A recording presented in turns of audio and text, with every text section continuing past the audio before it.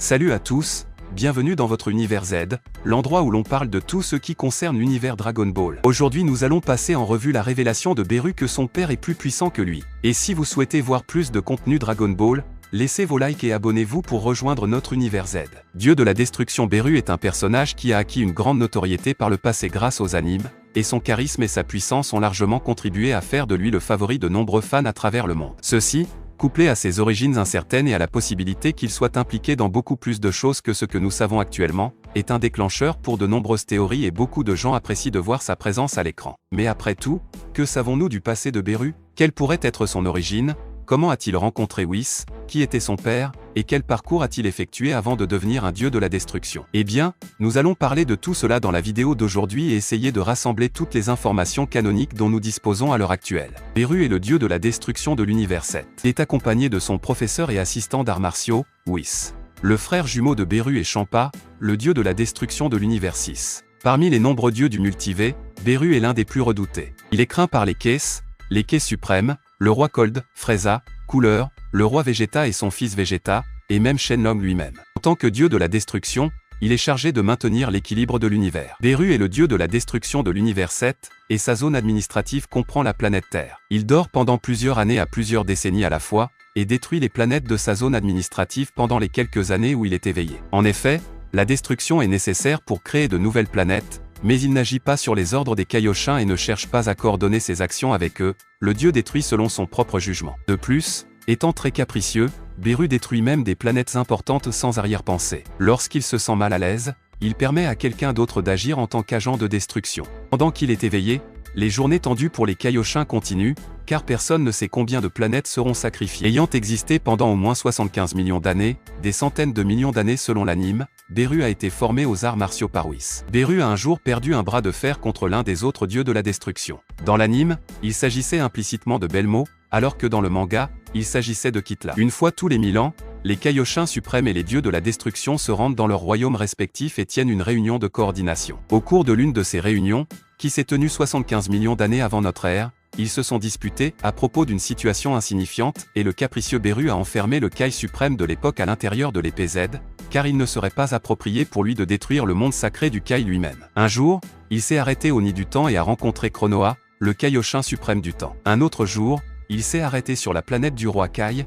qui était plus grande à l'époque. Lui et King Kai jouèrent à cache-cache, ou à un jeu vidéo de course selon la version, et Beru perdit, si bien que la planète fut détruite par le destructeur en colère. King Kai a alors pris un grand fragment restant, l'a réduit à une sphère, et a construit une route pour pouvoir s'amuser à y conduire. C'est devenu la planète actuelle du roi Kai. Dans l'anime, Beru déclare qu'il a réduit sa planète parce qu'il n'aimait pas la nourriture. Une fois, le jour de son anniversaire, Beru a mangé le seul fruit de Puf Puf qui se trouvait sur son gâteau. Champa était furieux parce que Beru l'avait mangé et que c'était aussi son anniversaire. Beru et Champa se sont battus dans tout l'univers, détruisant plusieurs planètes. Les deux sont finalement arrêtés par leurs assistants car leur destruction pourrait entraîner la fin de l'univers.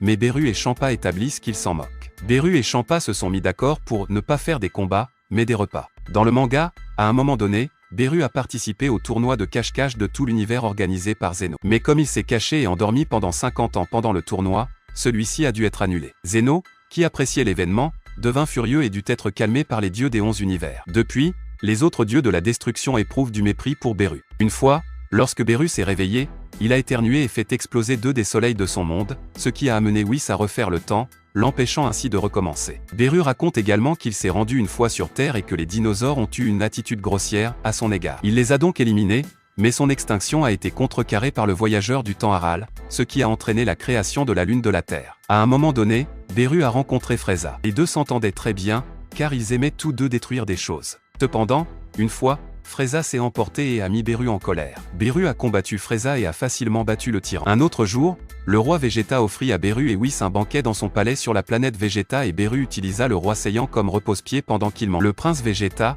qui n'était qu'un enfant à l'époque, a vu cela et a été bouleversé, mais est resté silencieux. Dans Dragon Ball Super, Beru charge le roi Vegeta de trouver le meilleur oreiller de l'univers, ce qu'il accomplit au prix d'une campagne militaire brutale qui détruit plusieurs civilisations, mais Beru est prêt à l'ignorer tant que le roi Vegeta lui livre l'oreiller comme demandé. Le roi Saiyan essaya bêtement de faire passer le second oreiller, plus confortable, pour le premier découvert par Beru, mais le roi Vegeta se soumit à la punition de Beru et ainsi le roi Vegeta et la planète Vegeta furent épargnés d'une destruction immédiate. Beru permit également au jeune prince Vegeta de vivre, malgré son désir de l'attaquer, car il voyait du potentiel dans le jeune prince Saiyan. Avant de s'endormir, Beru accorda à Frieza la permission de détruire la planète Vegeta parce que les Saiyans le mettaient en colère et à cause de la désobéissance du roi Vegeta, les Super Saiyans. Beru a également envisagé de détruire Frieza, mais ne l'a jamais fait. En 739 ans, Beru entend une prophétie du poisson oracle selon laquelle, dans 39 ans, il affronterait un adversaire qui l'exciterait appelé le dieu Super Saiyan. Après avoir entendu cela,